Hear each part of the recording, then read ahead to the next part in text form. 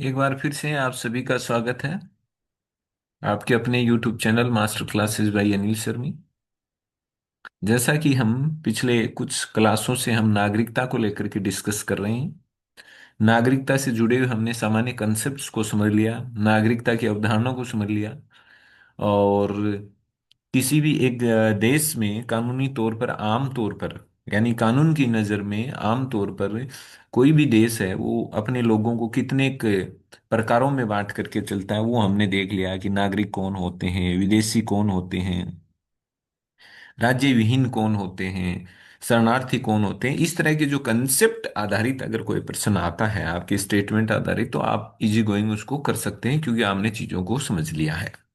हमने ये भी देख लिया था कि भाई कौन कौन से ऐसे मूल अधिकार हैं जो केवल भारतीय नागरिकों को ही मिलते हैं, कौन कौन से ऐसे कई कानून भी ऐसे अधिकार हैं जो कानून देता है लेकिन जो केवल और केवल नागरिकों को ही मिल पाते हैं, औरों को वो नहीं मिलते हैं। तो कई कानूनी अधिकार भी हैं जो केवल नागरिकों के लिए हैं, कई ऐसे मूल अधिकार भी हैं जो केवल नागरिकों के लिए हैं, औरों के लिए नहीं है। तो ये सारी चीजें हमने पढ़ ली। और फिर हमने लास्ट जो क्लास थी उसमें हम डिस्कस कर रहे थे कि नागरिकता के टाइप को लेकर के। और ये जो टाइप जो बांटा गया कि भाई ये जो टाइप किए गए, इस टाइप के पीछे ये है कि आप नागरिकता देते क्या चीज देख करके हो, किन आधार पर आप नागरिकता देते हो। तो उसके आधार पर हमने नागरिकता के दो टाइप की बात की थी। ये एक तरह से नागरिकता देने के सिद्धांत है कि हमने नागरिकता के पीछे क्या सिद्धांत अपना रखा है, क्या सोच रखा है, क्या सोच करके आप नागरिकता देते हो। तो हमने देखा एक जस सेनगुइस का थ्योरी और एक थ्योरी थी जस सोलाई। तो सोलाई तो सोइल से बना है, तो सोलाई का मतलब तो है कि इसमें कोई भी देश ये जो सिद्धांत जिस देश ने अपना रखा है वो देखता है कि किसी भी बच्चे का जन्म कहाँ हुआ है। तो जस सोलाई के सिद्धांत वाले देश तो क्या करते हैं कि उस बच्चे के जन्म को देख करके उसको नागरिकता देते हैं। कि अगर जो जस सोलाई वाले सिद्धांत पर चलता है तो वो ये देखेगा कि अगर मेरे देश की धरती पर किसी बच्चे का जन्म हुआ है तो जन्म के आधार पर ही वो उस देश का नागरिक बन जाता है। जस सेनगुइस वाले ये कहते हैं कि नहीं, जन्म मैटर नहीं करता है, जन्म कहीं भी हो सकता है।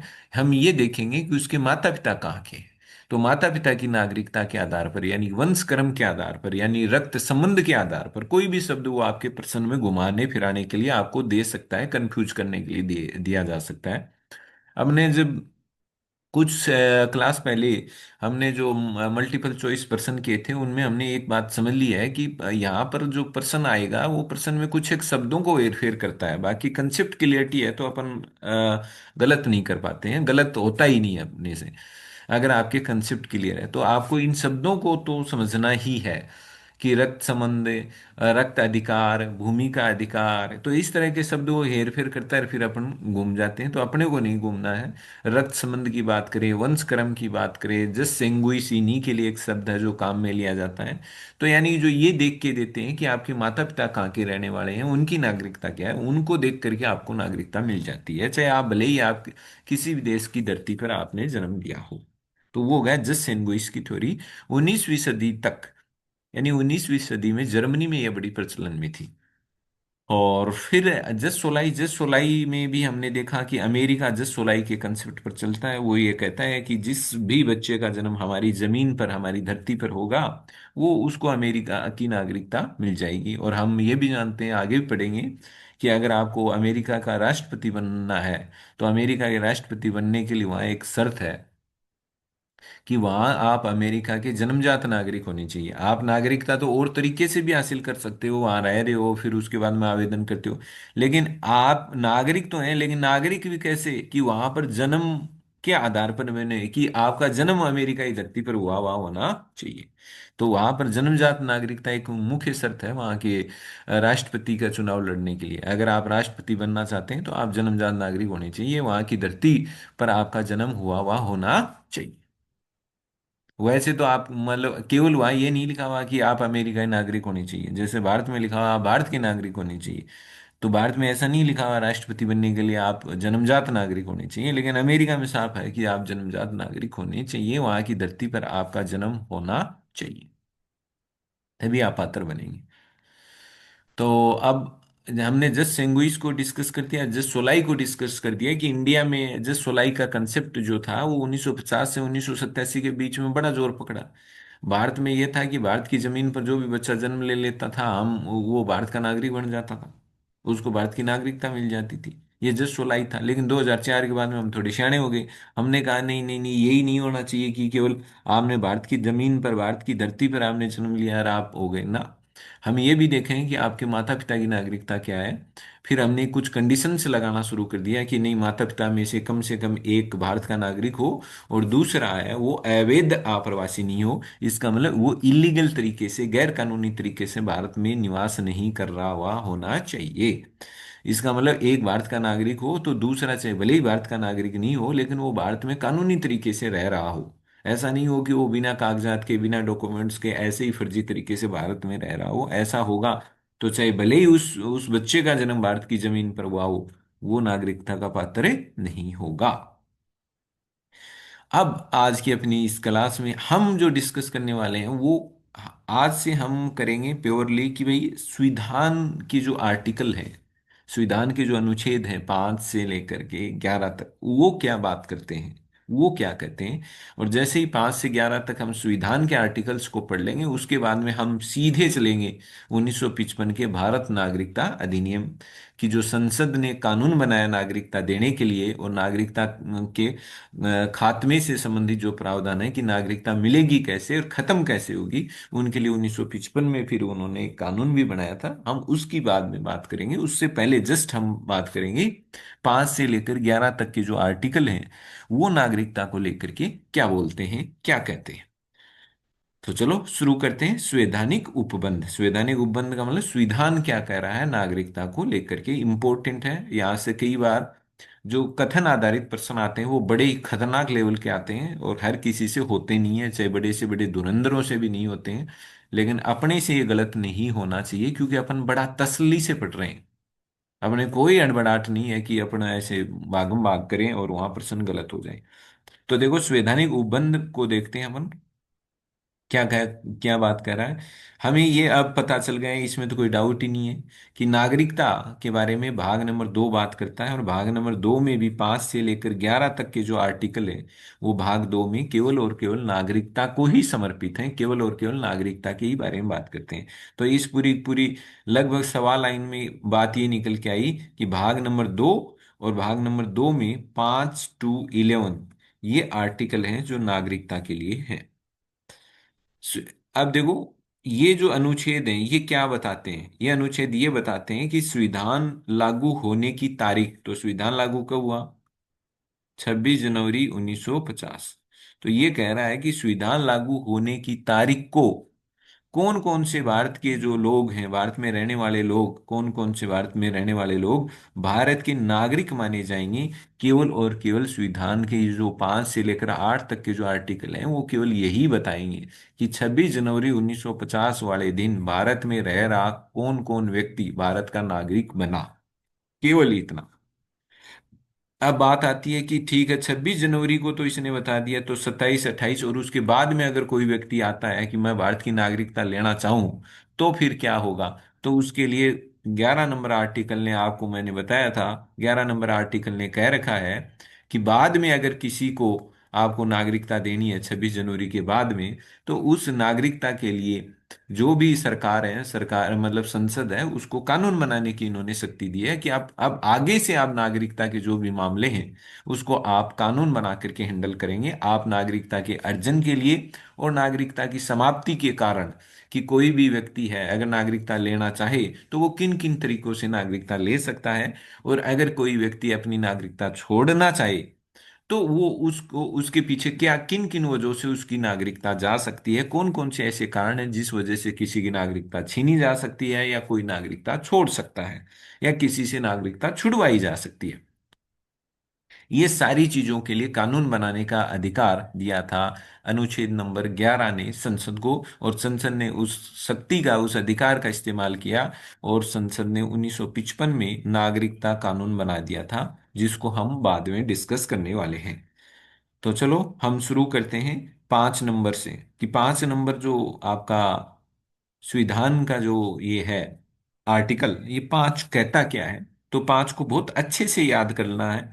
और आप अपने यहाँ आप जो शॉर्ट्स नोट के रूप में भी आप लिख सकते हो, क्योंकि ये ऐसी चीजें हैं जो अगर परीक्षा वाले दिन से पहले दिन अगर रिवाइज नहीं की जाए और अगर आपने तगड़े से अच्छे से नहीं पढ़ रखा है, इसके एमसीक्यू मल्टीपल चॉइस क्वेश्चन से इसके प्रैक्टिस नहीं किए हुए हैं, तो ये आपसे गलत होगा।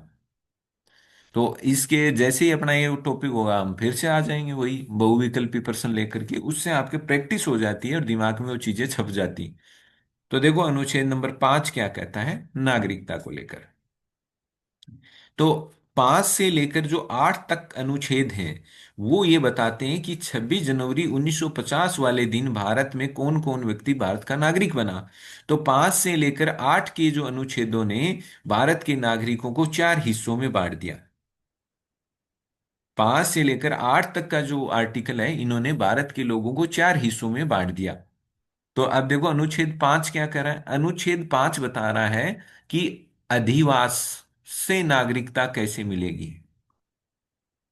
यानी अनुच्छेद 5 किस बारे में बात करता है, अनुच्छेद 5 बात करता है कि 26 जनवरी 1950 वाले दिन किसी भी व्यक्ति को जो भारत में था उसको अधिवास के आधार पर, उसको डोमिसाइल के आधार पर नागरिकता कैसे मिलेगी, कौन कौन सी शर्तें पूरी करनी पड़ेंगी, वो बात 5 में की गई है। तो आपसे कोई सीधा ही पूछ ले कि अधिवास द्वारा नागरिकता का प्रावधान करने वाला अनुच्छेद कौन सा है, या अधिवास के आधार पर नागरिकता प्रदान करने वाला अनुच्छेद कौन सा है, तो आपको टिक कर देना है कि ये लो पांचवा आर्टिकल। यानी पांचवा आर्टिकल अधिवास के आधार पर नागरिकता देने की बात करता है। अब आप अभी इतना मतलब समस्याग्रस्त ना हो कि भाई अधिवास क्या है, ये सब मैं अपने आप क्लियर करा दूं। टेंशन मत लें, आप शब्दों की तो टेंशन ही नहीं लें। आप केवल इतना एक बार याद कर लें कि अधिवास द्वारा नागरिकता देने की बात करता है आर्टिकल 5, ये आपके दिमाग में छप जाना चाहिए। अब देखो, अब बात आती है कि अधिवास द्वारा नागरिकता मतलब क्या सर, ये तो ऐसी वैचारिक सी बातें हो गई, ये वो ऐसे क्या मतलब हमारे दिमाग में छपा नहीं। तभी देखो छाप देते हैं दिमाग में। ये कहता है कि संविधान के आरंभ पर, आरंभ कब हो रहा है 26 जनवरी 1950, क्लियर है, ठीक है। संविधान के आरंभ पर कोई व्यक्ति अगर भारत में अधिवास करता है, ठीक है, तो पहली शर्त क्या होगी, अधिवास। यानी वो भारत का क्या होना चाहिए, अधिवासी होना चाहिए, अधिवासी, आदिवासी नहीं, अधिवासी। क्या होना चाहिए वो, अधिवासी होना चाहिए, डोमिसाइल होना चाहिए। एक तो ये कि उसका अधिवास क्या हो, भारत हो। एक ये तो प्रमाण, ये तो फिक्स है, ये शर्त तो होनी होनी चाहिए पहली। अब दूसरी एक और शर्त चाहिए, और ये जो दूसरी जो शर्त है ना, ये तीन अन्य शर्त हैं, उनमें से कोई भी एक पूरी करनी है आपको, फिर ये टोटल दो शर्तें हो जाएंगी।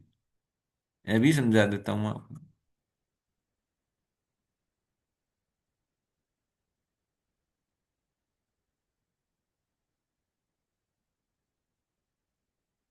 देखो, पांचवें पांचवें आर्टिकल ने साफ कहा है कि नागरिकता किसको मिलेगी। पहला, आपका अधिवास क्या होना चाहिए, इंडिया। ठीक है साहब, अधिवास तो कर लिया। दूसरा, ये कह रहा है जो दूसरी जो शर्त है ना, वो आपको इन पांच शर्तों में से कोई एक शर्त छांटनी है। तीन रे सॉरी, तीन शर्तें।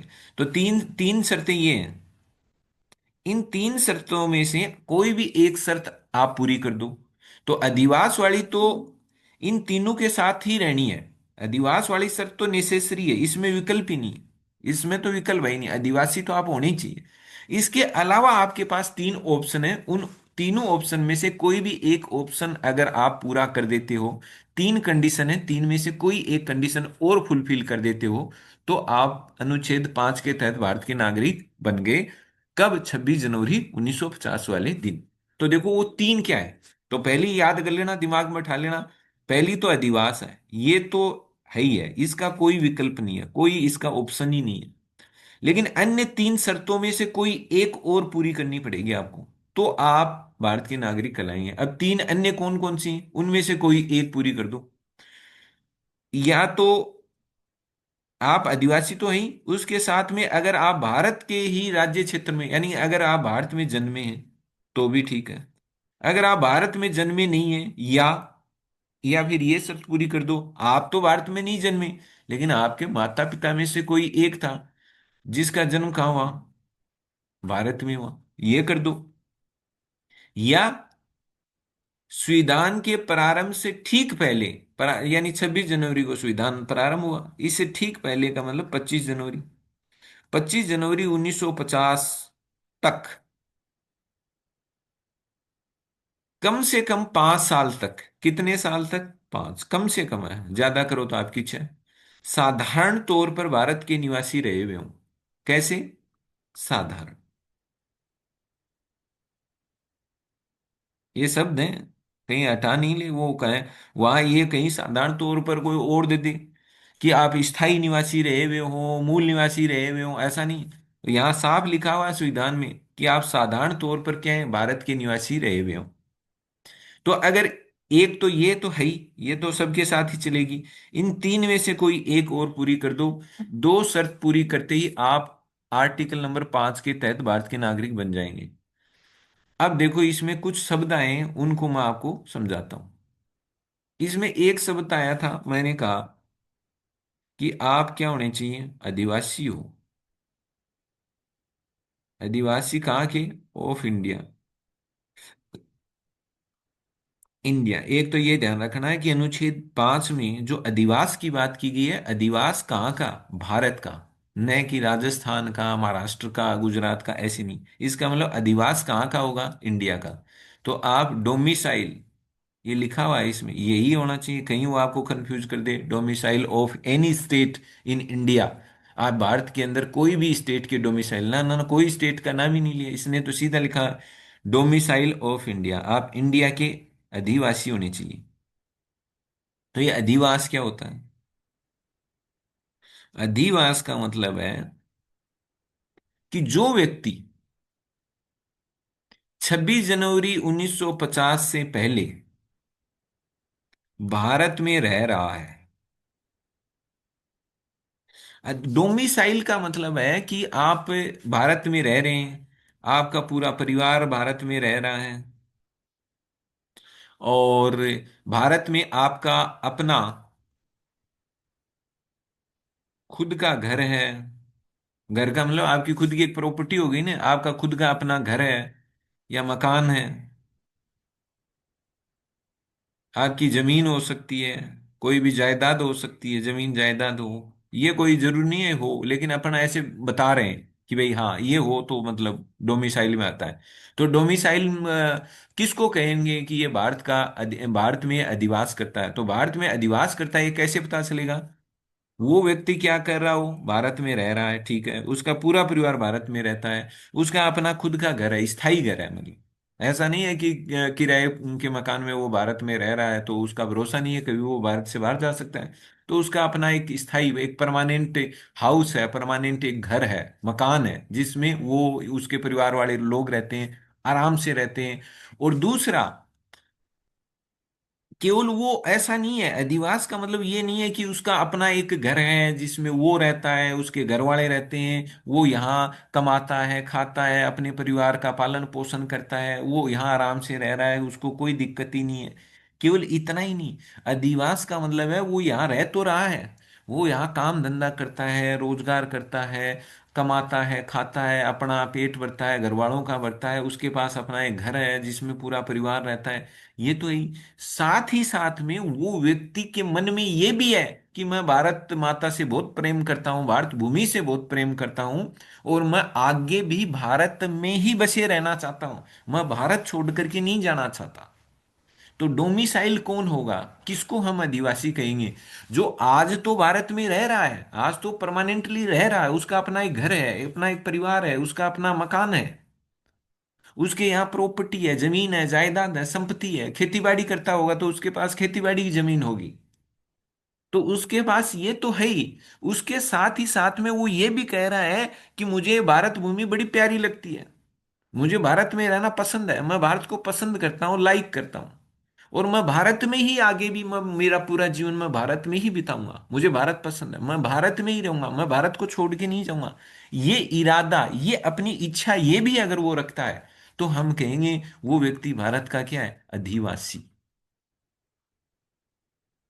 तो अगर इसको सीधे सीधे साधारण शब्दों में कहें, तो कोई व्यक्ति अगर भारत को बड़ा मन से चाहता है, जिसके भारत मन में बसता है, तो जिसके भारत मन में बसता है, जिसको भारत से बड़ा लगाव है, प्रेम है, तो आपको पता है जिसको भारत भूमि से, भारत के लोगों से, भारत से अगर प्रेम है, लगाव है, तो वो आज तो भारत में रह ही रहा है, वो आगे भी भारत छोड़ के जाने की सोचेगा ही नहीं। तो ऐसे व्यक्ति को हम क्या कहेंगे, अधिवासी, कि वो भारत का अधिवासी है, डोमिसाइल है। वो न केवल आज परमानेंटली रह रहा है, बल्कि वो भविष्य में भी परमानेंट तौर पर यहीं रहना चाहता है, उसकी इच्छा है कि वो भारत में ही रहना चाहता है। तो ये ध्यान रखना, डोमिसाइल का मतलब है कि आज भी आप भारत में ही रहते हैं, आपके पास खुद का अपना एक घर है। क्योंकि खुद का घर नहीं है तो फिर इसका मतलब उठाऊसा ही काम हो गया, कभी भी सामट के आप जा सकते हो। तो जिसके पास अपना खुद का घर है, परमानेंट एक स्थायी मकान है, जहां आप रहते हैं, आपका परिवार रहता है, अब आपका परिवार वहां रहता है, तो स्वाभाविक सी बात है, आप उस देश में रहने की इच्छा रखते हो, तभी आपने परिवार रख रखा होगा। नहीं, परिवार थोड़ी रखते, आप ही रहते, किराए के मकान में रह लेते, क्योंकि आपको तो इच्छा थी जाने की। लेकिन आप चूंकि यहीं बसना चाहते हैं, यहीं रहना चाहते हैं, आगे पूरी जिंदगी यहां बिताना चाहते हैं, अगर आप ऐसा इरादा रखते हैं, तो ये अधिवास है। तो पांच क्या कहता है कि जो भी व्यक्ति, जिसको 26 जनवरी 1950 को नागरिकता लेनी है, तो पहली पांच नंबर आर्टिकल अधिवास के आधार पर नागरिकता देता है कि वह व्यक्ति भारत में क्या करता हो, अधिवास। ध्यान रखना, डोमिसाइल ऑफ इंडिया, इंडिया का अधिवासी होना चाहिए, न कि एनी स्टेट। दूसरे राज्य का तो निवासी हो सकता है, भारत के अंदर आप किसी राज्य के निवासी, डोमिसाइल भारत का ही। आर्टिकल ने क्लियर कर रखा, आप डोमिसाइल किसके कहलाएंगे, भारत की। तो ये क्लियर हो जाना चाहिए कि आपका डोमिसाइल क्या होना चाहिए, भारत आपका डोमिसाइल होना चाहिए। क्यों, डोमिसाइल का मतलब क्या है कि आप भारत में रह रहे हैं, और आपकी इच्छा भी आगे भी अपने पूरा जीवन आपका भारत में ही बिताने की है, भारत में ही रहने की है, तो हो गए आप डोमिसाइल। तो पहला तो डोमिसाइल वाला कंडीशन। फिर बाकी तीन कंडीशन में से आपको कोई एक कंडीशन पूरी करनी है। तीन कौन कौन सी, या तो आप खुद भारत में जन्मे हो, या आप नहीं जन्मे हो, आपका भारत भूमि से बाहर जन्म हुआ, लेकिन आपके माता पिता में से कोई एक जना था जो कि भारत में जन्म लिया हुआ हो। मान लो ये भी कंडीशन नहीं है, लेकिन तो फिर आप ये तीसरी कंडीशन फुलफिल कर सकते हैं कि 26 जनवरी से पहले, 26 जनवरी 1950 से पहले वाले दिन तक आपको भारत में साधारण तौर पर रहते हुए 5 साल हो गए हों कम से कम। तो इसमें फिर एक साधारण तौर शब्द आया, इसका भी मतलब है क्या, हाँ मतलब है, ध्यान रखना। जो साधारण तौर है ना, साधारण तौर का मतलब ये हुआ कि ऑर्डिनरी, मतलब रेजिडेंट है आप।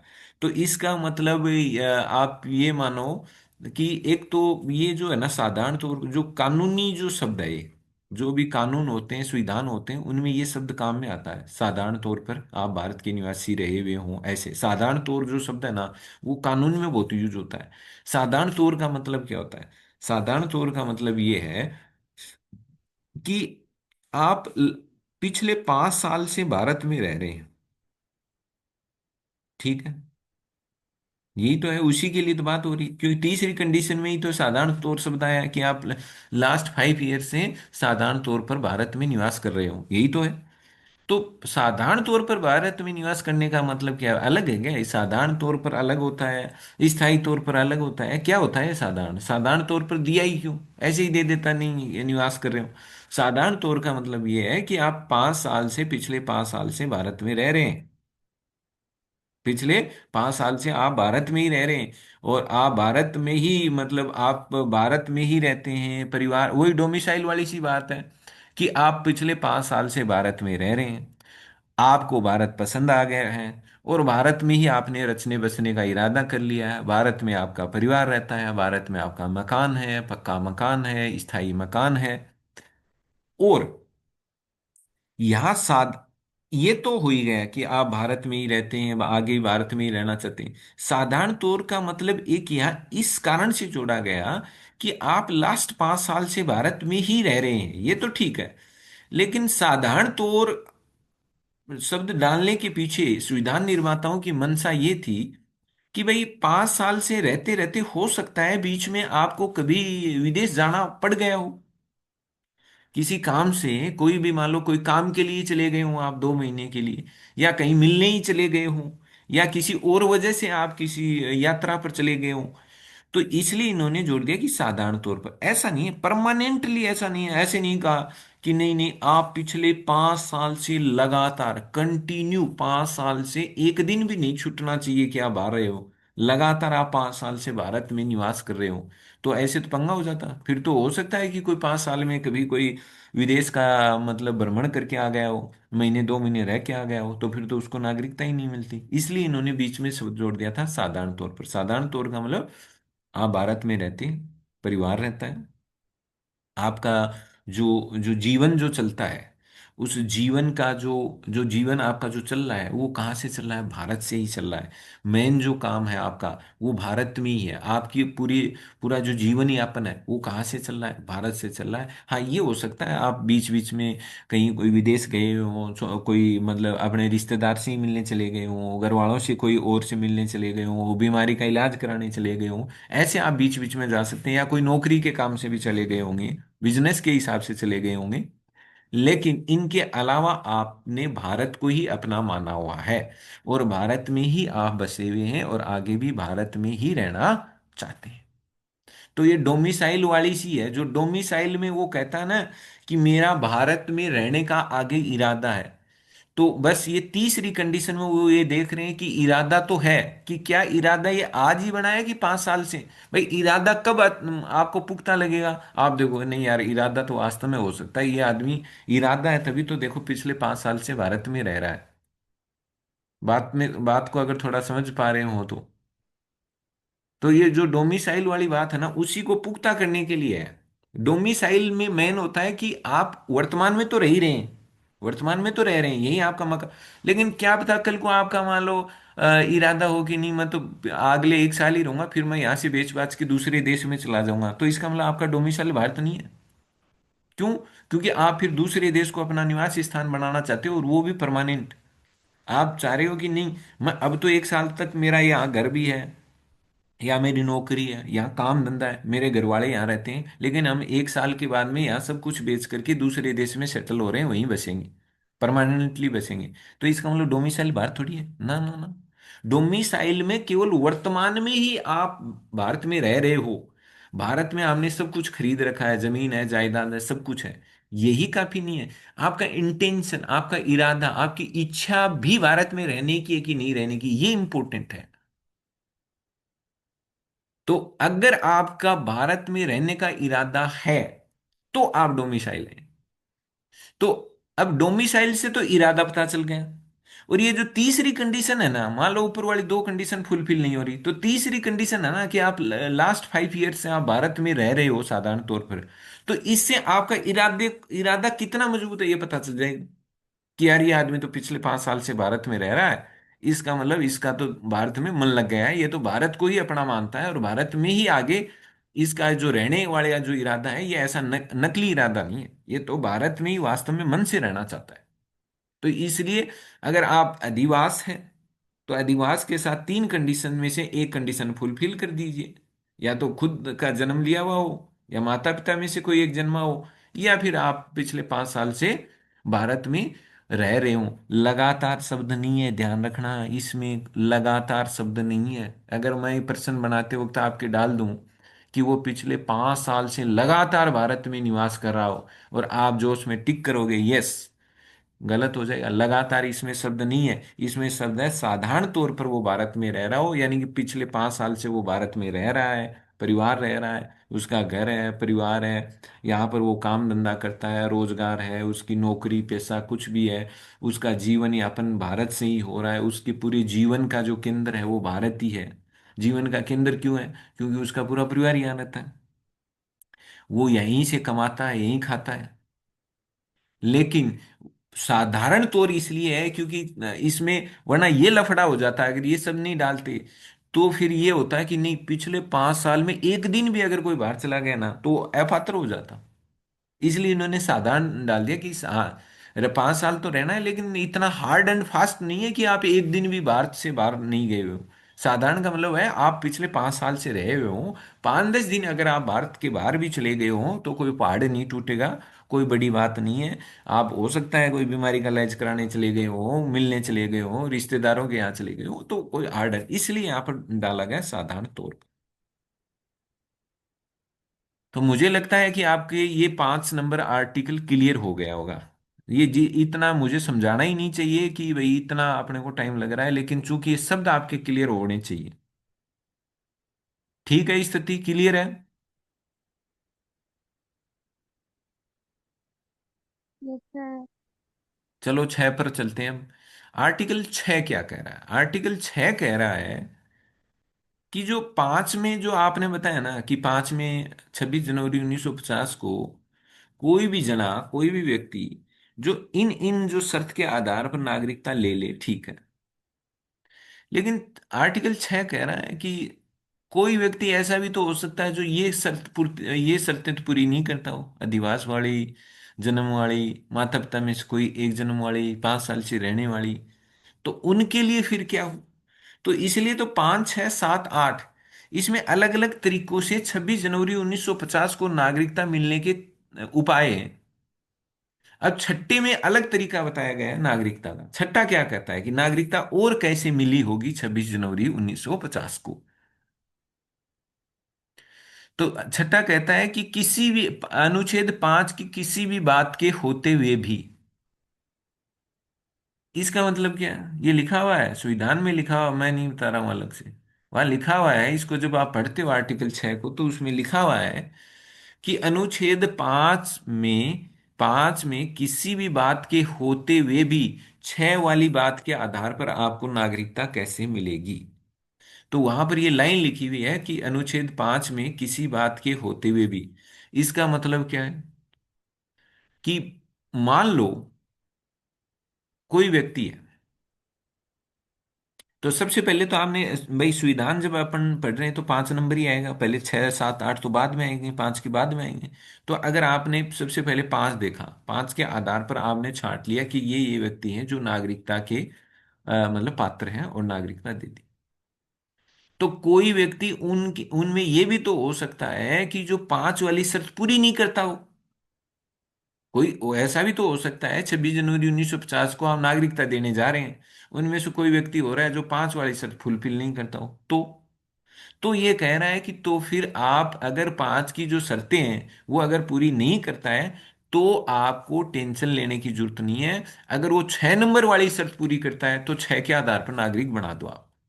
यही है इसका। 5 की किसी बात के होते हुए भी, मान लो 5 की कोई बात है, जैसे इसमें कहा हुआ है 5 तो ये कहता है कि आप खुद भारत में जन्मे हुए या माता पिता आपके भारत में जन्मे हुए होने चाहिए, कोई एक तो होना ही चाहिए। तो मान लो 5 वाली ये बात तो नहीं हो रही, 5 तो कह रहा था ये होना चाहिए, मान लो ये कोई शर्त पूरी नहीं हो रही, तो ये 6 नंबर कहता है कि 5 की किसी बात के होते हुए भी। तो 5 की कौन सी बात है? जैसे कोई जन्म की जरूरी शर्त है, या आपके वो 5 साल रहने वाली शर्त है, या आपका खुद का जन्म है, या माता पिता का कोई भी जन्म, माता पिता में से किसी का जन्म है, मान लो ये कोई कंडीशन आप फुलफिल नहीं कर रहे हो। तो तो ये 6 कह रहा है मेरे पास आओ, मैं नागरिकता दे दूंगा, भले ही आप 5 की शर्तें पूरी नहीं कर रहे हो। तो मैंने ये लिख दिया, इस लाइन का मतलब है कि इस अनुच्छेद के अंतर्गत जिन लोगों को नागरिकता देनी है वह अनुच्छेद 5 की शर्तों को नजरअंदाज कर सकते हैं। मतलब 6 ये कह रहा है कि मेरे हिसाब से 6 वाला कह रहा है, 6 में जो कंडीशन दी हुई है वो कह रहा है अगर कोई 6 आर्टिकल की कंडीशन फुलफिल कर रहा है और 5 की नहीं कर रहा है तो कोई बात नहीं, 5 की जरूरी नहीं है कि सारे ही 5 वाली कंडीशन फुलफिल करें। अगर 5 वाली ही सारे करते तो 6, 7 क्यों जोड़ते? तो इसमें इसलिए इसमें लिखा हुआ है कि किसी 5 की किसी बात के होते हुए भी, यानी अगर आप 5 वाली शर्त पूरी नहीं करते हो तो भी 6 वाली से मिल जाएगा। फिर ऐसे ही 7 में भी लिखा हुआ है कि 5 और 6 की किसी बात के होते हुए भी, यानी अगर आप 5 और 6 की बात नहीं पूरी करते हो तो 7। फिर उसके बाद में भी फिर आगे 8 में भी लिखा हुआ है। तो देखते हैं, देखो छह क्या कह रहा है। यहां से छह शुरू होता है। ये तो एक एक्स्ट्रा था जो मैंने आपको समझा दिया। ये कह रहा है, छह कह रहा है, पाक से प्रव्रजन, प्रव्रजन का मतलब होता है माइग्रेशन। कोई पाकिस्तान से भारत आया है उसको हम कहेंगे माइग्रेट हुआ है। वो कहां से? पाकिस्तान से भारत। तो अनुच्छेद 5 कह रहा है कि पाकिस्तान से जो माइग्रेट होकर के जो भारत में आए हुए हैं उनको नागरिकता कैसे मिले, उसके लिए है 6 नंबर। तो आपसे कोई पूछ ले कि पाकिस्तान से प्रवास करके भारत आए हुए लोगों को नागरिकता देने वाला अनुच्छेद कौन सा है? तो वो है 6 नंबर। जो पाकिस्तान से माइग्रेट होकर के भारत आए थे, यानी कि भारत पाकिस्तान का विभाजन हो गया 15 अगस्त 1947 को। भाई देश तो आजाद हुआ, लेकिन देश का बंटवारा भी हुआ। तो उसके बाद में बहुत सारे लोग इधर से उधर हुए। कोई अपने यहाँ से उधर गया, कोई उधर से यहाँ आया। तो ये कह रहा है कि जो पाकिस्तान से माइग्रेट होकर के पाकिस्तान को छोड़ करके जो भारत आए हुए हैं ना, उन लोगों को नागरिकता देने के लिए है ये 6 नंबर। तो ये क्या कर रहा है? इसमें क्या है? इसमें भी अलग शर्तें थी। इसमें एक तारीख है, छह में। ये तारीख याद कर लेना। एक तो सबसे पहले ये याद कर लेना, ये डेट में बहुत कंफ्यूजन होते हैं। वहां समझ वाला, मान लो समझ वाला भूल भी गए, लेकिन तारीख ही नहीं है तो फिर समझ क्या काम आएगी। एक तो ये डेट याद कर लो, छह में ये तारीख काम में ली हुई है। 19 जुलाई 1948, ये एक तरह से बाउंड्री लाइन है।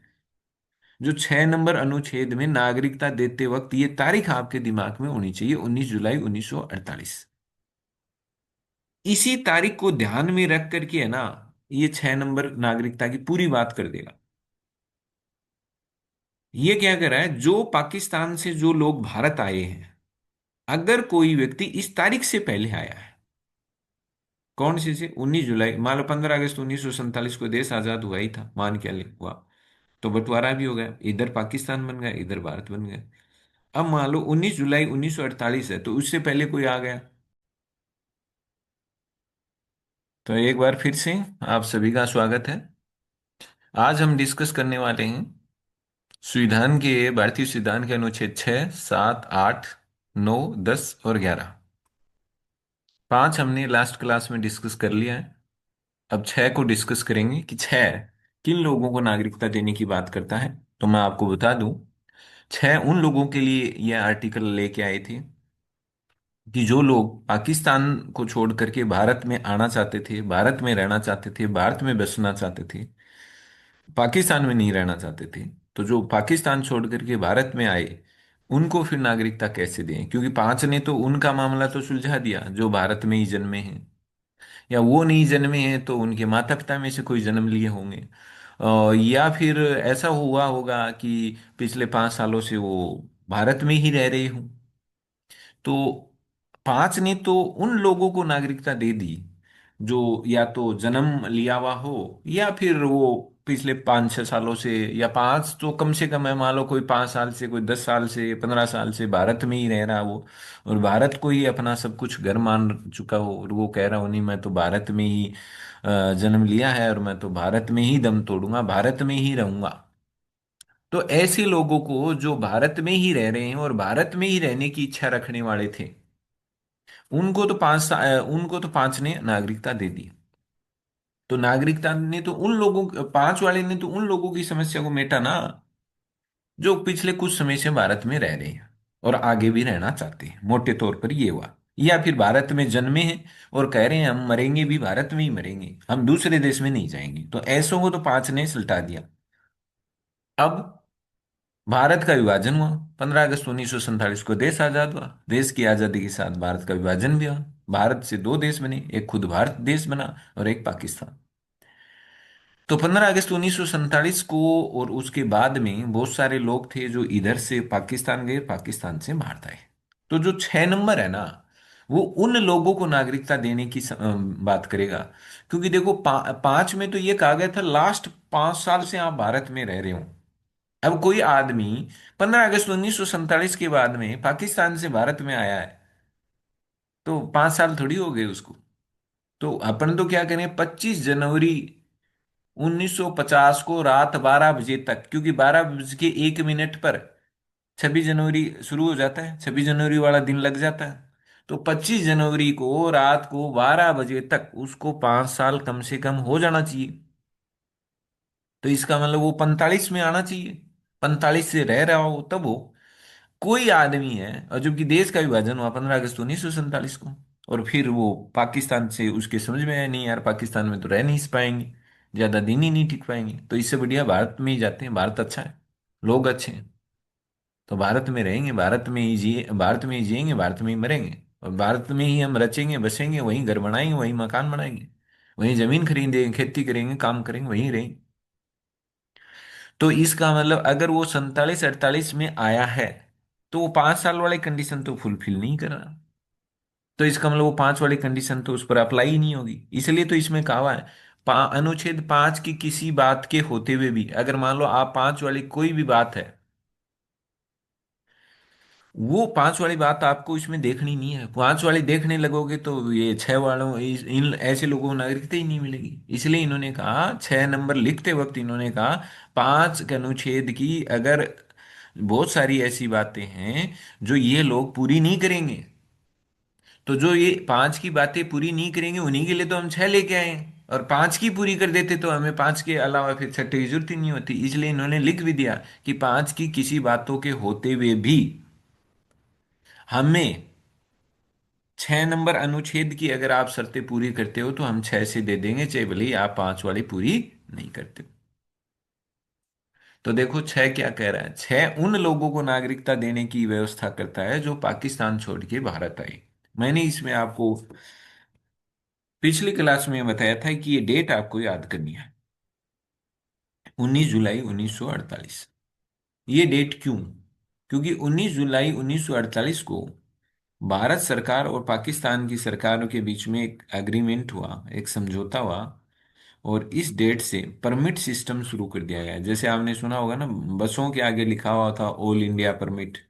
तो जो बस वाले होते हैं, प्राइवेट बस वाले होते हैं, उनको परमिट देती है सरकार। और परमिट का मतलब है कि आपको इन इन एरियो में चलाने की आपको परमिशन है, आप अपनी साधन अपनी गाड़ी चला सकते हैं। तो ऐसे ही परमिट होता है ना, जैसे प्राइवेट गाड़ियों का परमिट होता है, तो वैसे ही परमिट सिस्टम शुरू किया था। परमिट का मतलब अनुमति। कब? 19 जुलाई 1948। ये वो डेट है। इस डेट को भारत और पाकिस्तान ने परमिट सिस्टम शुरू कर दिया। इसका मतलब क्या हुआ कि इस डेट से भारत से अगर कोई पाकिस्तान जाए, पाकिस्तान से अगर भारत आए, तो पहले इस डेट से पहले तक तो बिना अनुमति के, बिना परमिट के ही लोग इधर से उधर आ रहे थे, जा रहे थे, कोई पूछने वाला नहीं था। अब जरूरी हो गया था, अगर आप भारत आ रहे हो तो वहां से परमिट, वहां से परमिशन लेके आओगे। अगर भारत से अगर वहां जा रहे हो तो वहां मतलब भारत से अनुमति लेके आओगे। तो परमिट सिस्टम की शुरुआत हो गई थी 19 जुलाई 1948 को। इसलिए ये डेट इस आर्टिकल में लिख दी गई कि 19 जुलाई 1900, ये एक बाउंड्री लाइन बन गई। तो आपको बस ऐसे आइडिया रखना है कि यही डेट हम क्यों चुन रहे हैं, क्योंकि इस दिन दोनों देशों के बीच में परमिट सिस्टम शुरू हो गया था कि अब इस तारीख से जो भी एक दूसरे के यहाँ इधर से उधर आएगा जाएगा, तो उसको अनुमति लेकर के ही सरकार से आना जाना पड़ेगा। बिना अनुमति के आप इधर उधर आ जा नहीं सकते। पहले तो ऐसे ही था, रोड़ गथोड़ था, कोई आ रहा था कोई जा रहा था। अब ऐसा नहीं है।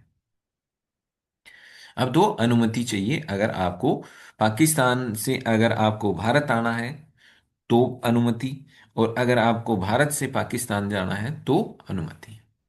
तो ये 19 जुलाई। अब आप ये 19 जुलाई का क्या चक्कर है और देख लो।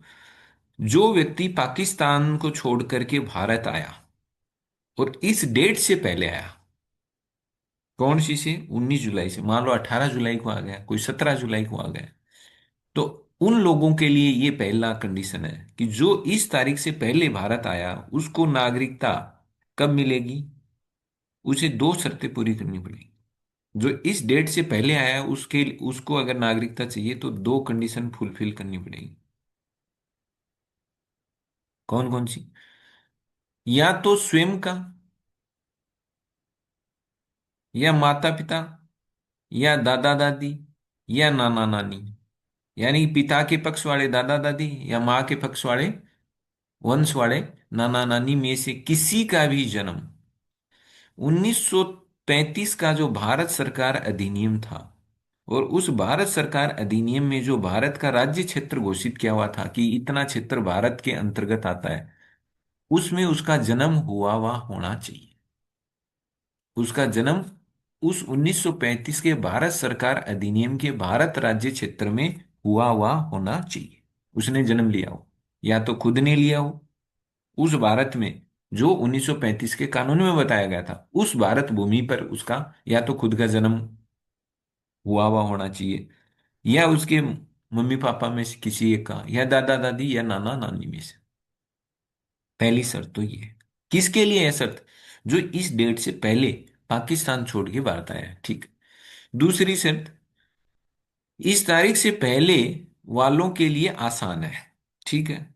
उन्हें बस क्या करना है? उन्हें बस जब से आए हैं तब से साधारणतः, कैसे? वही साधारणतः वो भारत में रह रहे हो।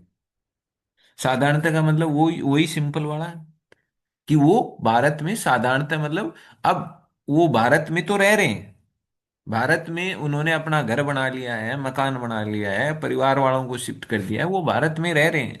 इच्छा भी है कि भारत में ही रहेंगे, अब हम भारत में ही जीना, भारत में ही मरना, सब है। साधारणतः का मतलब अगर बीच में अगर आपको, देखो ये क्या कहना है, इस तारीख से पहले वालों के लिए बस जब से आए हैं तब से साधारणतः। मान लो 19 जुलाई 1948 की बजाय कोई आदमी आ गया 16 अगस्त 1947 को ही आ गया, 15 अगस्त को आजाद हुआ, 16 अगस्त 1947 को आ गया, तो तारीख हो गई इससे पहले ही आ गया। और ये जिस दिन से आया ना, तब से लेकर 25 जनवरी 1950 तक लगभग लगातार भारत में ही रहा। ये रहा, इसके परिवार वाले रहे, इसने यहाँ आकर के भारत में अपना पक्का मकान बना लिया, और अब भारत में ही इसका रहने का मानस है, इसका इरादा है, इसकी इच्छा है कि मैं भारत में ही रचूंगा बसूंगा, ठीक है। तो ये पिछले लगभग 3 साल से है, भारत में ही रह रहा है, पूरा परिवार यही रह रहा है, यही ये कमाता है, खाता है, नौकरी करता है, काम धंधा करता है, ठीक। अब ये क्या कह रहा है, साधारणतः का मतलब हो सकता है इसको बीच में ये तो आया, लेकिन इसके रिश्तेदार पाकिस्तान में ही रह रहे होंगे, मौसा मौसी फूफा फूफी जो भी है वो रिश्ते वहां रह रहे होंगे। हो सकता है बीच में 10 दिन उनसे मिलने चला गया हो। ये भी हो सकता है कि कोई इनका रिश्तेदार बीमार हो गया हो, वहां उनसे मिलने चला गया हो, जा सकता है। तो साधारणतः का मतलब है वो बीच बीच में अगर वो पाकिस्तान में जाके अपने रिश्तेदारों से मिल के भी आ गया ना, तो कोई बड़ी बात नहीं है, उससे कोई उसकी नागरिकता पर आंच नहीं आएगी। ये है साधारणता, वही साधारण जो आपने पहले 5 में डिस्कस किया था वो। तो तब से ये क्या रह रहा हो, साधारणतः भारत में रह रहा हो, ठीक है। और लेकिन जो आदमी इस तारीख को आया, मान लो कोई था जो एकदम 19 जुलाई 1948 को ही आया है, इसी डेट को आया, 18 को नहीं है, 19 को ही आया या फिर 20 को आया, मतलब 19 जुलाई को आया या इसके बाद की कोई तारीख को आया हो, तो पहली शर्त तो ये उसके लिए भी है, पहली शर्त दोनों ही कंडीशन में लागू है, ध्यान रखना। पहली दोनों के लिए है कि या तो खुद का, या मम्मी पापा में से किसी एक का, दादा दादी में से किसी एक का, या नाना नानी में से किसी एक का जन्म 1935 के भारत में हुआ हुआ होना चाहिए। ये तो दोनों के लिए है। चाहे वो इस डेट से पहले आया हुआ हो, या इस डेट वाले दिन आया हुआ हो, या डेट वाले दिन से बाद की किसी तारीख में आया हुआ हो, ये तो करनी है। दूसरी शर्त में लोचा है, दूसरी शर्त बदल जाएगी। पहले वालों के लिए अलग है और दूसरे वालों के लिए अलग है। पहले वालों के लिए आसान है, वो पहले ही आ गए परमिट सिस्टम शुरू होने से पहले, वो जो जिस दिन परमिट सिस्टम हुआ उस दिन आए हैं, तो उनको थोड़ी सी दिक्कत है। बाद आने वाले पहली शर्त तो पूरी करनी है, बस दूसरी शर्त में उन्हें सक्षम अधिकारी को, किसको? सक्षम, सक्षम का मतलब है भारत सरकार ने जिस भी अधिकारी को तय कर रखा है कि ये फलाना अधिकारी है, उससे आपको मिलना है, उनसे आपको बात करनी है। तो जो भी सक्षम अधिकारी को विविध प्रारूप में, विहित का मतलब होता है सरकार द्वारा निर्धारित प्रारूप, विहित का मतलब होता है निर्धारित, कि सरकार तय करेगी, एक फार्म तय करेगी सरकार। उसी फार्म में भर करके आपको अपनी सूचनाएं देनी, उसको कहते हैं विविध प्रारूप। प्रारूप का मतलब फॉर्मेट, ढांचा। कि का ऐसे नहीं है अपनी इच्छा से अपन लिख देते ना, अपनी इच्छा से मैं एप्लीकेशन लिखता हूं, मैं ये ना, आपकी इच्छा नहीं। पूरा का पूरा एक फॉर्म आएगा, प्रिंटेड ढांचा, उसमें आपको अपनी सूचनाएं भरनी है। अपनी सूचनाएं जैसे नाम भर दिया, पिता का नाम, गांव, ये। बाकी उसमें जो भाषा होगी वो सब पहले से ही लिखी हुई होगी।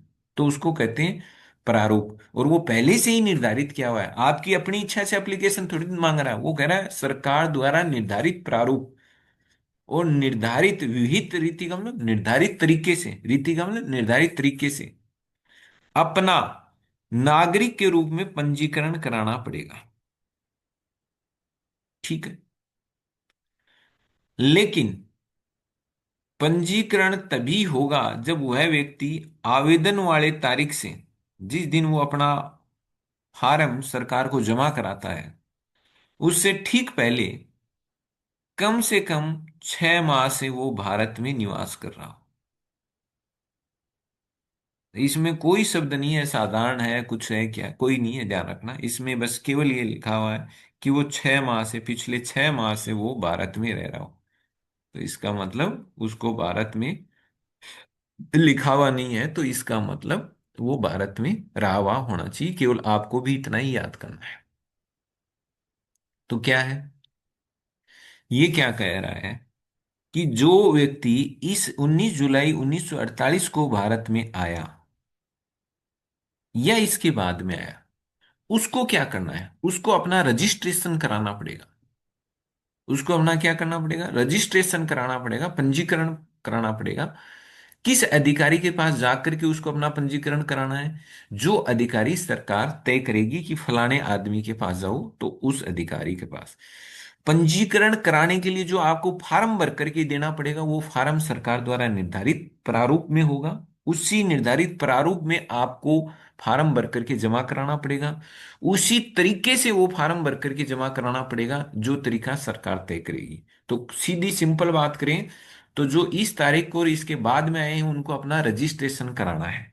अगर उनको नागरिकता तब मिलेगी, पहले वो अपना रजिस्ट्रेशन कराएं। उस अधिकारी को विहित प्रारूप और विहित रीति से वो अपना रजिस्ट्रेशन कराएं, जो सरकार ने सब कुछ तय किया हुआ है उस तरीके से वो अपना रजिस्ट्रेशन कराते हैं। लेकिन अब किसी ने अपना रजिस्ट्रेशन करा दिया, जैसे रजिस्ट्रेशन ही आप कोई कोचिंग वगैरह लेते हो तो वो कहते हैं पहले आप अपना रजिस्ट्रेशन कराओ। 500 1000 रुपये फीस जमा कराए, वो रजिस्ट्रेशन करते हैं, फिर कहते हैं चलो अब आप 2 दिन क्लास ले लो, नहीं जचे तो रजिस्ट्रेशन की फीस तो गई और अब आप जा सकते हो। तो ऐसे रजिस्ट्रेशन कराना पड़ेगा, तो रजिस्ट्रेशन तो कराना पड़ेगा, लेकिन उससे भी एक और शर्त है। रजिस्ट्रेशन जिस दिन आप करा रहे हो ना अपना, आप अपना नाम जिस दिन पंजीकृत करा रहे हो, उस दिन से पहले वाले दिन तक आपको भारत में रहते हुए 6 महीने हो जाने चाहिए। अगर 6 महीने से कम हुआ ना, मान लो आज आप दिसंबर है, दिसंबर की तारीख को उदाहरण बता रहे, दिसंबर की तारीख को अगर आप रजिस्ट्रेशन के लिए आप फॉर्म अप्लाई करते हो, फॉर्म भरते हो पंजीकरण के लिए, तो दिसंबर से कम 6 महीने, यानी करीबन मई, मान लो जून के आसपास छह हो गए, तो करीबन आप मई महीने से भारत में रह रहे हुए होने चाहिए, यानी कम से कम छह। छह से ज्यादा है तो अच्छी बात है। लेकिन अगर आप मान लो अगस्त से भारत में रहना शुरू किया और आप दिसंबर में आप कह रहे हो, आपने फार्म भर दिया कि मैं मेरा नागरिकता के तौर पर पंजीकरण कराना चाहता हूं, मैं मेरा नागरिक के तौर पर पंजीकरण कराना चाहता हूं, तो पंजीकरण नहीं होगा। क्योंकि अगर अगस्त में आपने रहना शुरू किया तो 4 ही महीने हुए, तो आपका कैसे होगा? आपको कम से कम 6 महीना भारत में रहते हुए हो जाना चाहिए। तो ये ध्यान रखना है। तो उनको उनको कोई दिक्कत नहीं है। अब देखो, अपन ने 6 को समझा तो 6 से क्या बात निकली?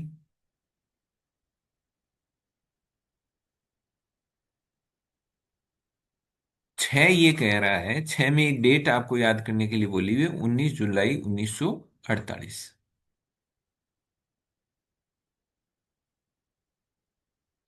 उन उनके लिए क्या कह रहा है कि जो 19 जुलाई 1948 की तारीख से पहले पाकिस्तान से लौट करके भारत आ गए, उनको कोई दिक्कत ही नहीं है।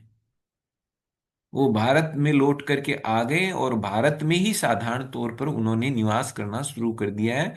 भारत में आ गए, मकान वकान बना लिया, पूरा परिवार को यहाँ सेटल कर दिया, बसा दिया, खुद भी यहाँ बस गए, यहाँ काम धंधा शुरू कर दिया, नौकरी पेशा शुरू कर दिया है। भारत से बड़ा उनको मतलब भारत के प्रति उनका लगाव है, और वो भारत में ही रहने के बिल्कुल मतलब तैयार हैं कि वो भारत में ही रहेंगे, अब भविष्य में भी भारत को छोड़ करके नहीं जाएंगे। बस उनके लिए तो इतना सा है। लेकिन कोई इस डेट को आया हुआ है या इस डेट के बाद में आया हुआ है, तो उसका क्या करें? तो 6 नंबर आर्टिकल ने कह के उसका भी है इलाज। उस आदमी को क्या करना पड़ेगा जो इस तारीख को आया है, 19 जुलाई 1948 को, या फिर इसके बाद किसी भी तारीख को अगर वो आया है, तो उसके लिए कुछ एक कंडीशन है, वो कंडीशन उसको फुलफिल करनी पड़ेगी।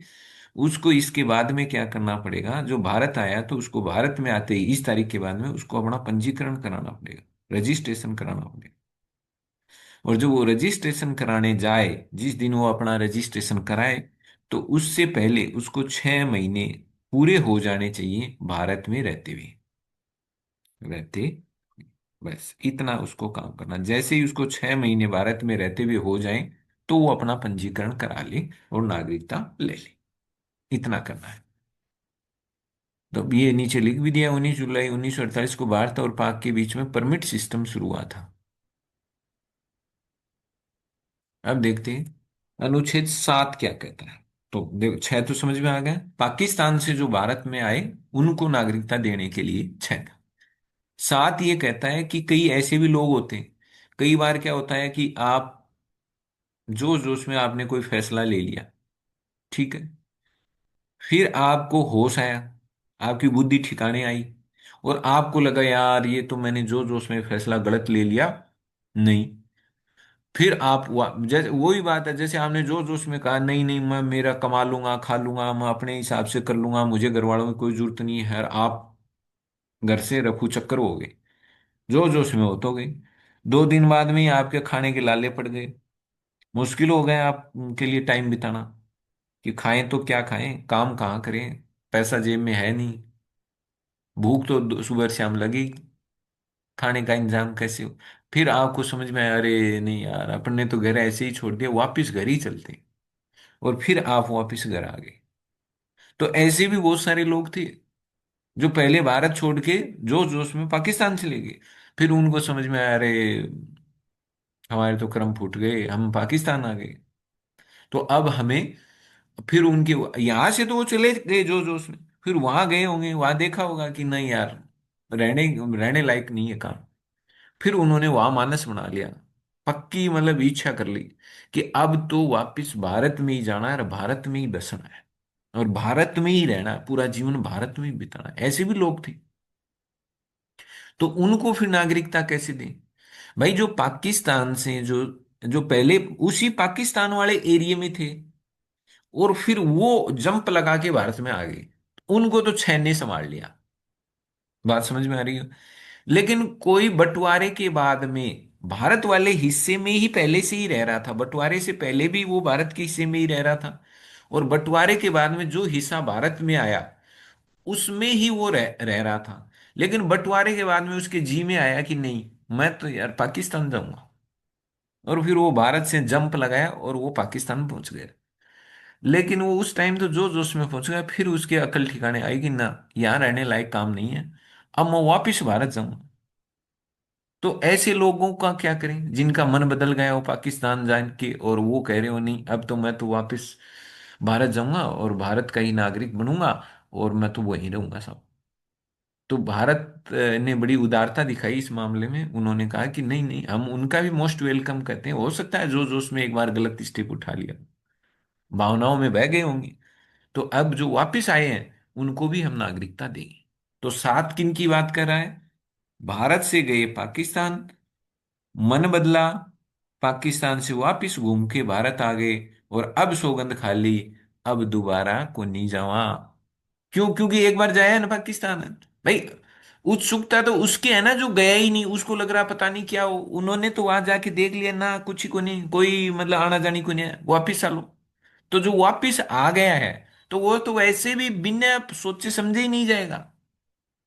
वो भाई जो आया है वो तो वहां उलझ के हाथ जोड़ जाड़ के आया है कि कैसे भी करके भगवान मेरे को लगा दे भारत में, तो मैं जी लूंगा, यहाँ पार नहीं पड़ेगी। तो वो तो पूरा सोच साच के आया है, हाथ जोड़ जाड़ के आया है। तो ऐसे लोगों भारत ने कहा कि जो इतनी मन लगा के इतना संघर्ष करके वापिस भारत आए, उनको तो हम अपना बनाएंगे। देखो 7 नंबर उनको अपना कैसे बना रहा है। ये लो अभी बता देते हैं 7 कैसे बना रहा है। ये क्या कह रहा है, ये कह रहा है साहब, जिस व्यक्ति ने भारत से 1 मार्च 1947 के बाद पाकिस्तान में माइग्रेट किया, माइग्रेट तो समझते हो, प्रवास किया, यानी जो पाकिस्तान चला गया 1 मार्च 1947 के बाद।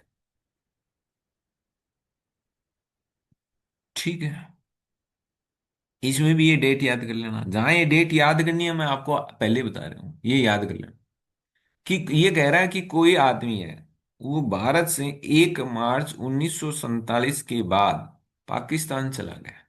ठीक है, वह भारत का नागरिक नहीं होगा। जो 1 मार्च 1947 के बाद भारत छोड़ करके जो पाकिस्तान जो बना था, जिस हिस्से से पाकिस्तान बना, वहां चला गया। ठीक, तो वह भारत का नागरिक नहीं होगा, ये तो पहली लाइन है। अब देखो कैसे होगा। लेकिन वही व्यक्ति वहां के, अब एक बार तो चला गया वो,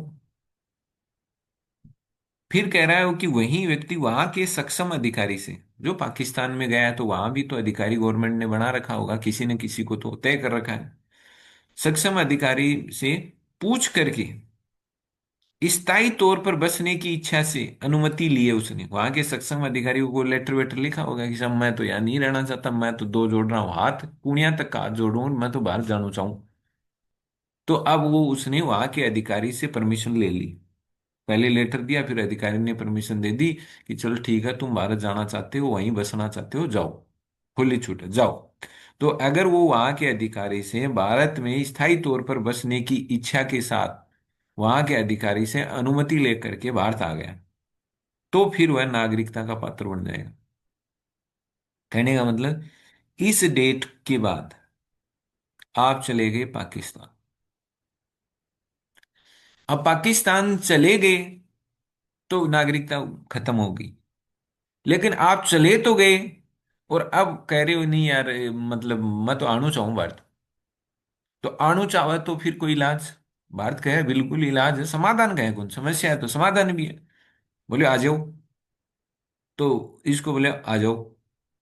लेकिन ना बोले आते वक्त है ना, तुम्हारे पास वो लेटर होना चाहिए, अनुमति पत्र होना चाहिए वहां पर, वरना कल को पाकिस्तान वाले कहते हैं हमारा आदमी तो वो लेके गया और वह बैठे बसा रहे हैं।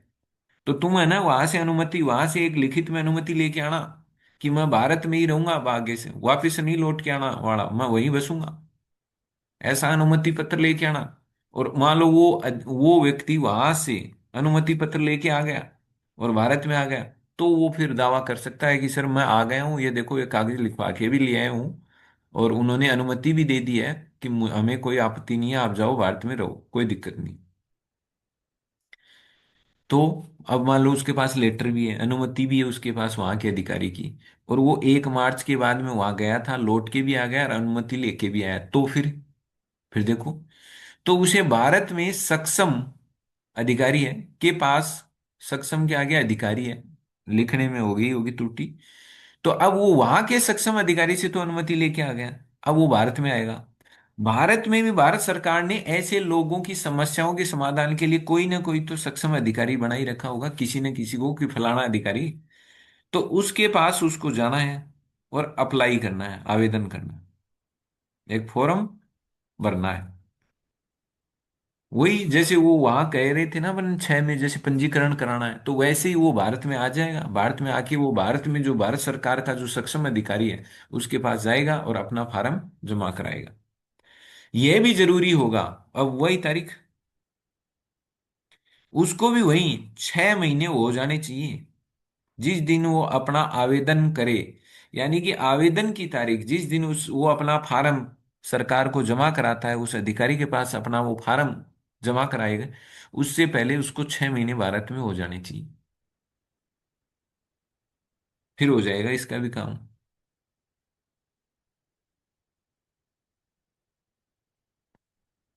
बात समझ में आ रही है?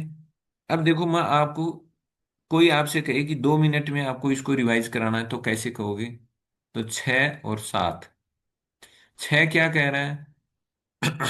19 जुलाई 1948 की एक डेट है।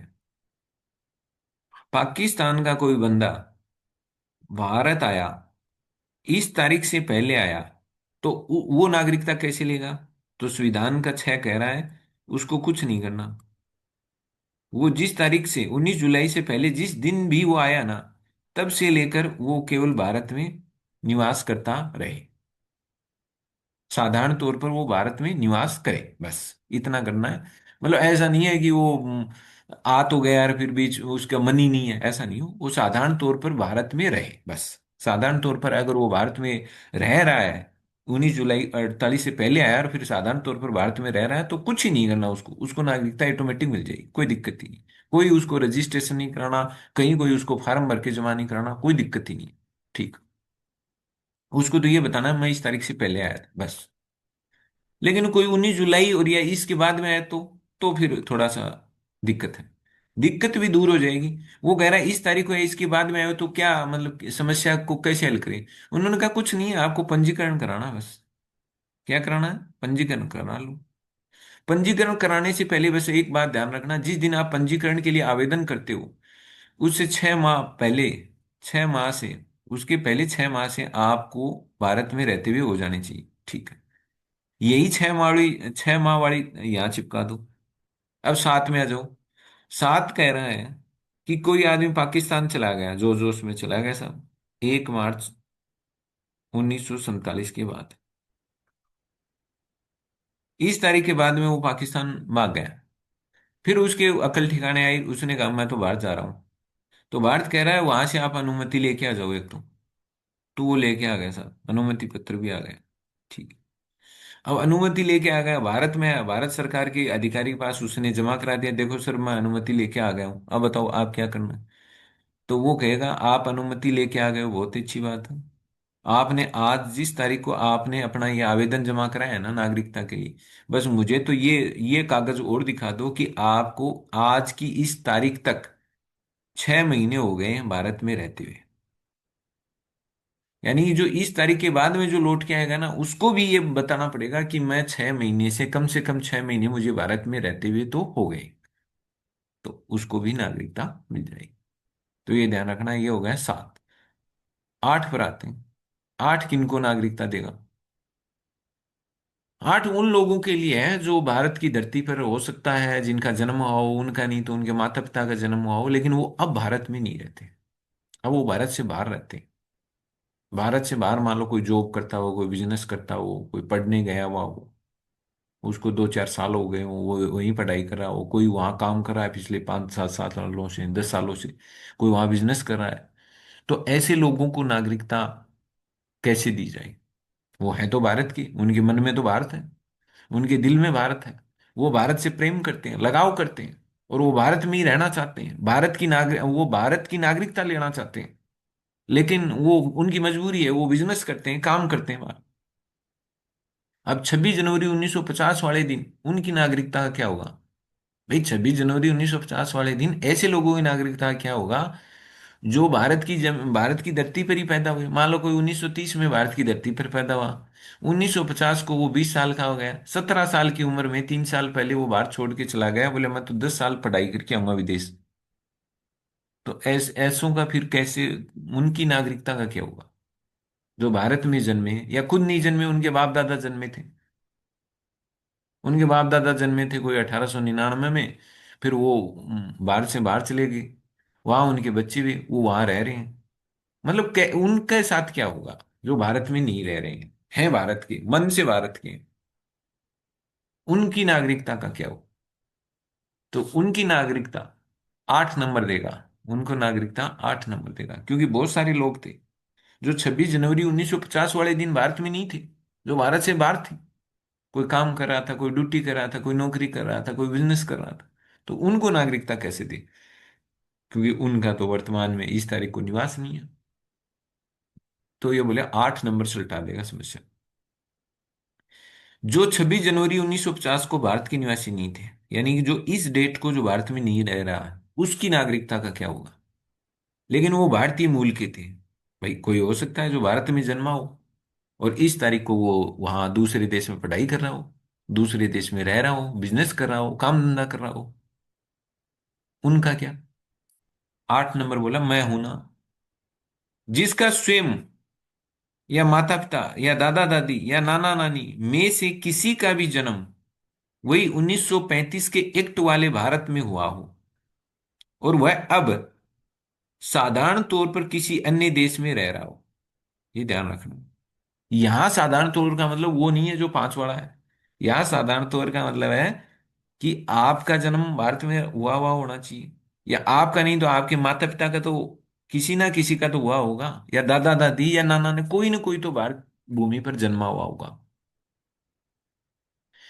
अब लेकिन आप अब है ना भारत में नहीं रहते, अब भारत से बाहर रहते हैं, किसी दूसरे देश में रहते हैं और साधारण तौर पर रहते हैं। तो वहां साधारण तौर पर का मतलब ये नहीं है कि वहां वहां उस जिस देश में आप रहते हैं वहां पर आपने जमीन खरीद ली, खेत खरीद लिए, प्लाट खरीद लिए, जमीन खरीद ली, वहां काम करते हैं, बिजनेस करते हैं, मन से वचन से कर्म से उस देश को अपना लिया, उस देश के संविधान को अपना लिया है, सच्ची निष्ठा है, वहां के लोगों से बड़ा प्रेम है, ये वो।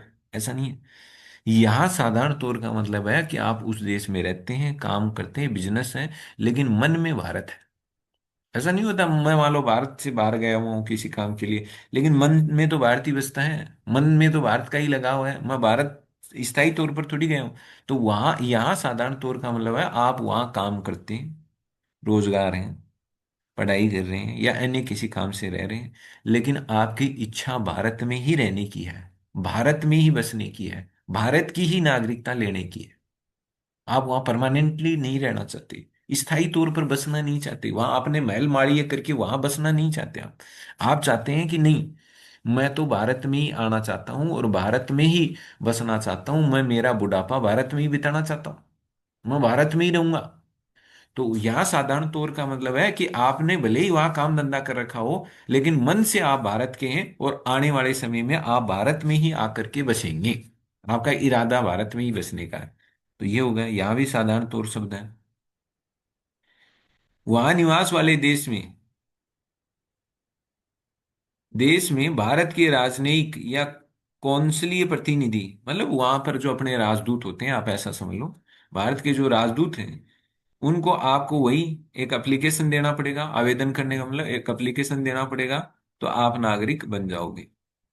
यानी कि ये क्या कह रहा है कि अगर आप भारतीय मूल के व्यक्ति हैं और 26 जनवरी 1950 वाले दिन आप भारत में नहीं हैं, भारत के बाहर किसी देश में हैं, तो अब आप भारतीय मूल के होने चाहिए। तो आप कैसे पता चले कि आप भारतीय मूल के हैं? तो भारतीय मूल का मतलब है या तो आपका जन्म भारत में हुआ हो, या माता पिता में से किसी एक का, या दादा दादी में से, या नाना नानी में से किसी एक का जन्म हुआ हुआ हो। दूसरे देश में आप काम धंधा कर रहे हैं, लेकिन आप रहना स्थायी तौर पर भारत में ही बसना चाहते हैं, भारत को ही मन से स्वीकार करते हैं, भारत से ही आपका लगाव है, प्रेम है।